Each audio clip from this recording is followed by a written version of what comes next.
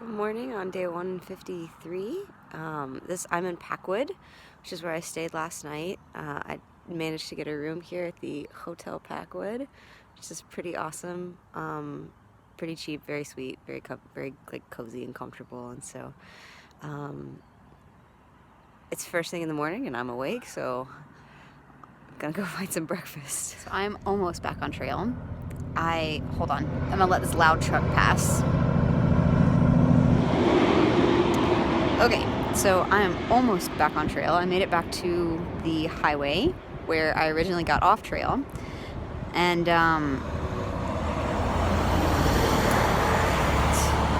there's been like no traffic on this highway until I decided to do this video. Okay, anyway, I'm nearly back on trail, but I haven't made it back to the trail because something amazing has happened. The scale of things bump up against Monsanto and patented seeds and stuff like that.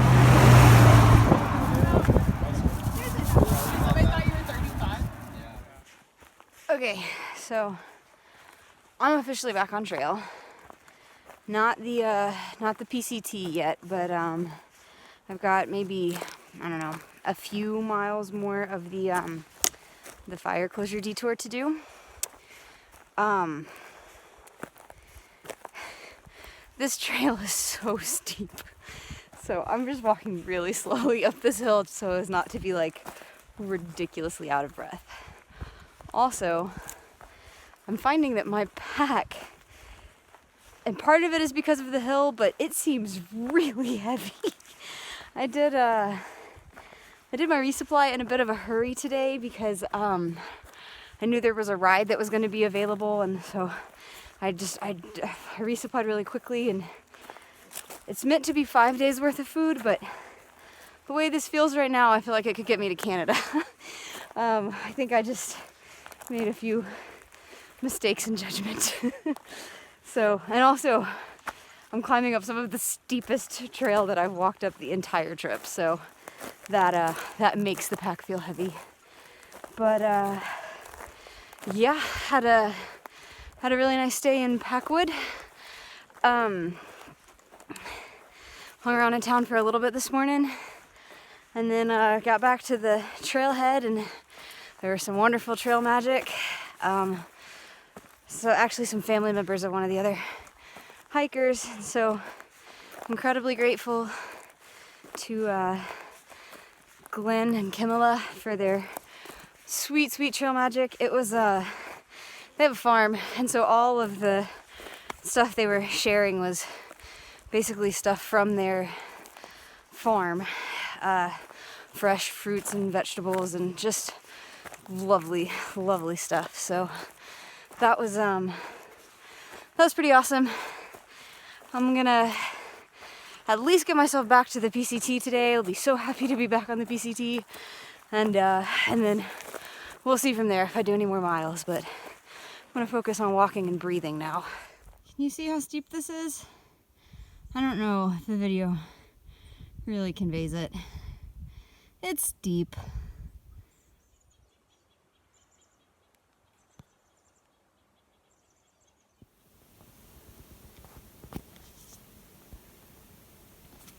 Stick your tongue out again.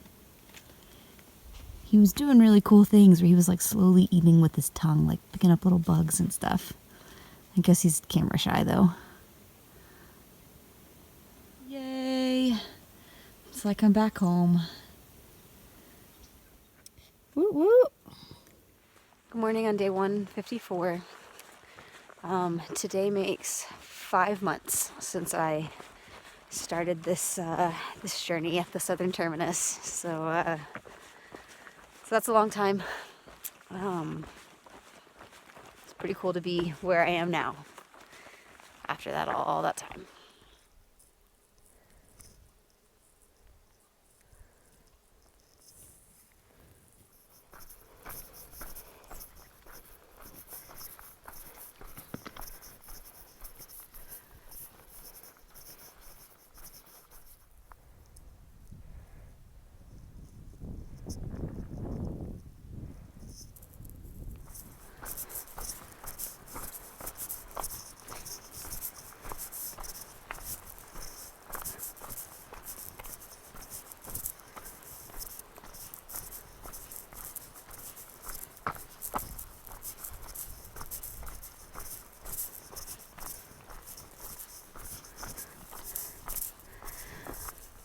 Ooh, that is a big mountain.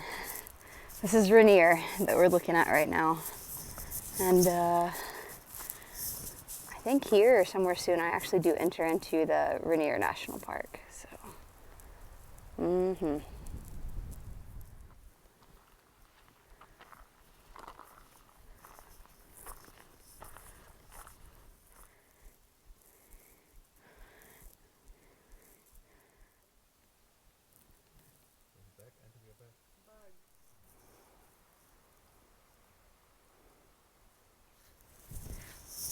So I keep hearing that Rainier has its own weather system, like it creates its own weather, which is, these clouds are crazy looking, particularly that one right at the top. I don't know anything about the weather, but that sure is interesting looking. Been snacking on these guys all day. Yum, yum, yum. Good morning on day 155. The mist has returned. I camped by this lake last night. I got up about an hour ago and just saw the lake. It was beautiful. And then this cloud rolled right in. So we'll see how much of today just looks like this.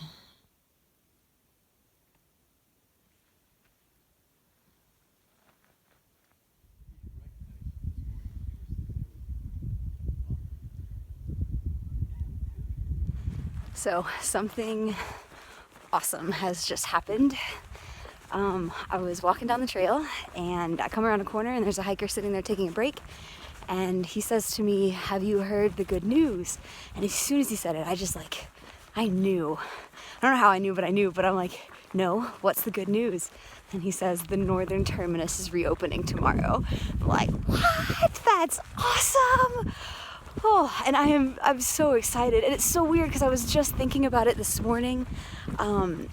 And like trying to decide what I was gonna do, but then I also had the thought, I was like, if something does change, I'm gonna hear about that like really quickly, like before I would even have an opportunity to like check an update. Like that information, that's gonna travel down like trail radio really quickly. And sure enough, oh man, it was just so exciting, so cool. I'm so like relieved and pumped, and oh man. There is still going to be some closed miles of trail. There's about 17.5 miles that are still closed, but there is a walking detour that will lead us back to the PCT, where we can reach the northern terminus and cross into Canada as planned. So super, super stoked, happy, good information. Whew, something to just really, really liven up this cloudy day.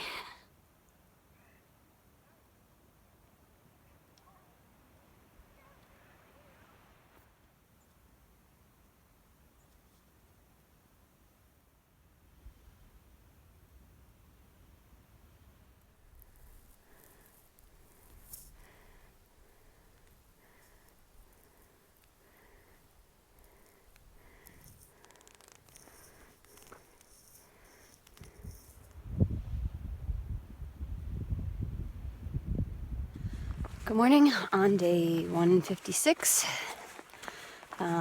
It rained for a while last night. I was grateful that I had my tent set up and was kind of settled in before that started. It probably started right around dark, and so yeah, it's not raining right now, so that's good. But the world is a very, very wet place, as I'm still really kind of walking through the clouds. But it does make for just really green, beautiful trail.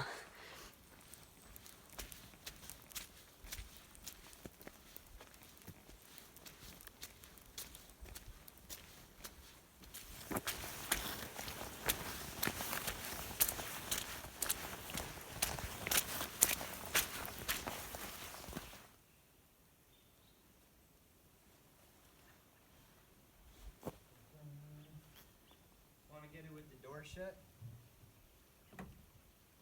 Oh no, it's fine. Yeah, but it's not so effective. I love camping on the coast and stuff, and that's almost too light. You think so? It's not like good enough for the windy rain, probably.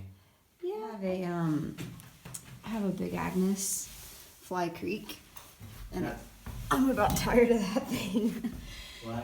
The zippers. Like I've had it for less than a year. This is its first through hike, and the zippers. That was the Mike Urick cabin. There's not many cabins and shelters on the PCT, and that one really is very nice. I had thought about pushing to get there last night and stay there last night. I was about 4 miles shy of there, and I thought about it. I would have probably been walking just a little bit after dark, and now I know I would have been walking in the rain. So I don't know. It's probably better that I stopped earlier, but it would have been nice to like just walk out of a dry shelter and not have to pack up a wet tent this morning. But it's all right. Anyway, it was a cool shelter.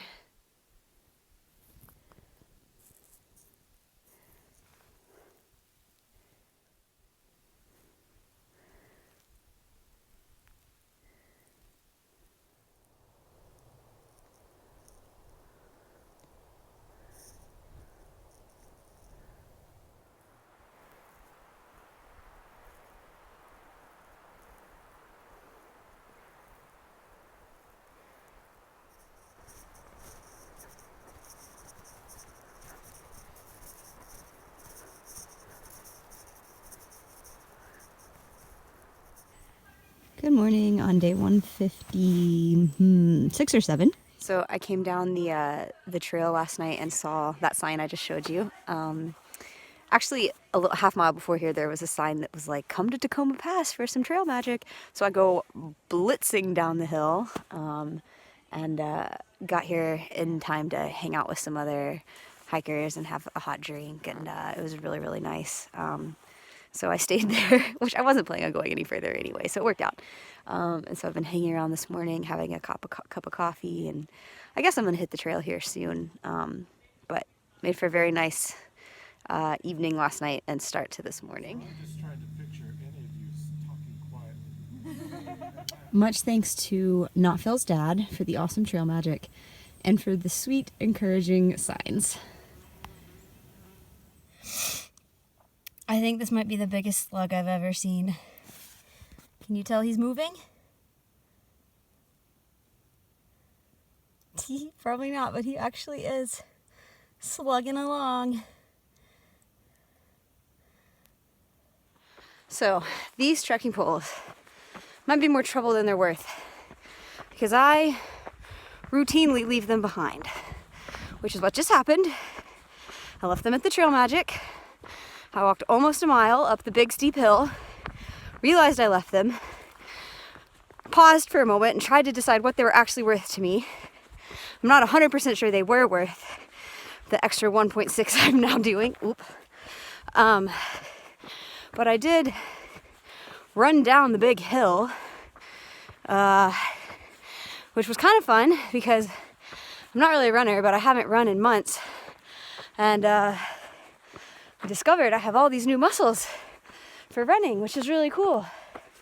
And now I'm sort of power walking, kind of just walking back up the big hill. So, yeah, I don't know about these poles. Hey, Willard!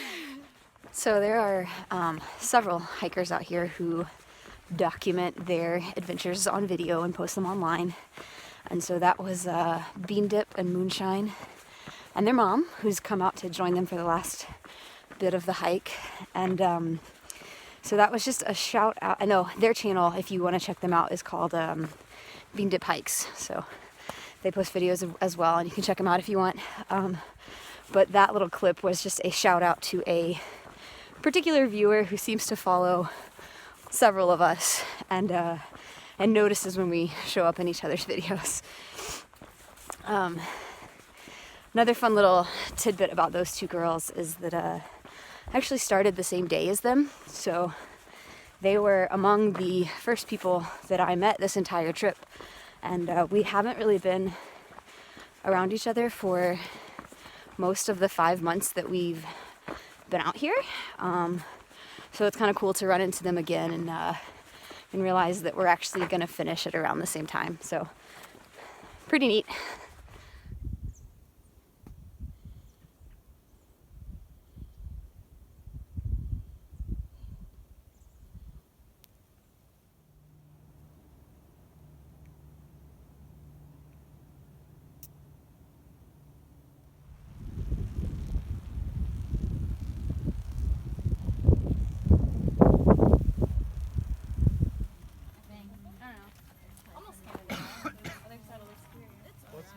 was my second trail magic of the day. Just some hikers from, well, some through hikers from last year that were coming out to, I guess, pay it forward, which they said felt pretty cool. So that was neat. So I have kind of a funny story from last night. There were several of us camped around that trail magic tent, and I actually was just cowboy camped right under it, just kind of right in the middle, so I didn't have to set up my tent or anything. And you know, I sometimes camp by myself, but there's a certain comfort and appeal in camping with other people, because if something goes like bump or growl in the night, you got some backup. So I've thought to myself before, like, knowing how much I would appreciate it if someone came to my aid if a situation arose, that, you know, I wanted to also make sure I would get up and help and scare away the danger if there was ever a danger. So last night, at some point in the night, one of the other girls, whose name, ironically, and now I think even more appropriately, is Mighty Mouse. She wakes up in the middle of the night with a mouse inside her tent, and totally freaks her out. So she starts screaming, and several people wake up, and you know, someone goes to check on her, and she's fine. She's just a little startled. And they sort out the mouse in the tent situation, and then everybody goes back to bed, and all is well. So what I learned during this episode is that I'm completely useless in the event of a nighttime scare, because I didn't wake up at all. I didn't hear a thing. I did not hear the screaming. I didn't hear... The girl who got up to check on her was really camped pretty close to where I was. Didn't hear her get out of her tent, wasn't woken up by her, like, headlamp. I mean, nothing. I'm oblivious to the entire situation. So, to any of my friends who would like to come backpacking with me, of course I would love that, but you should know I am not going to be much help if something attacks us in the night. I mean, maybe if it was something more than a mouse, but apparently if you scream, it's not enough. You might want to bring along a foghorn. However, if you bring a foghorn, you're probably going to scare off whatever's bothering you, and you're not going to need me much anyway. Look at this brave and foolish little chipmunk. Oh, he's so cute and crazy. There's no way I'm going to let him get my food.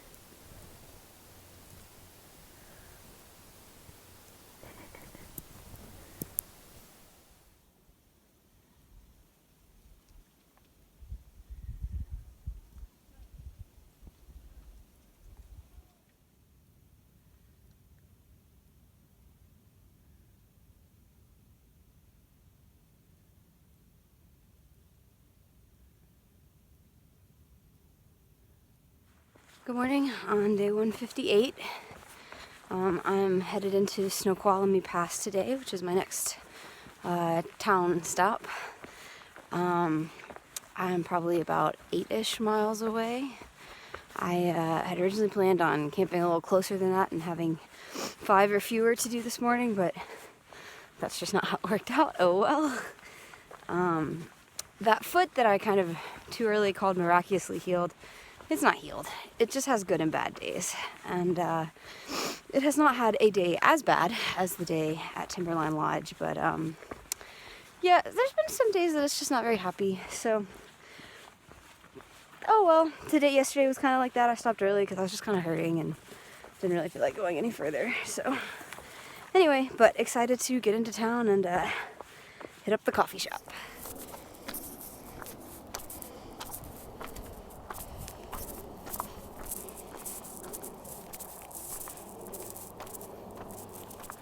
So I believe this is town. Snoqualmie Pass.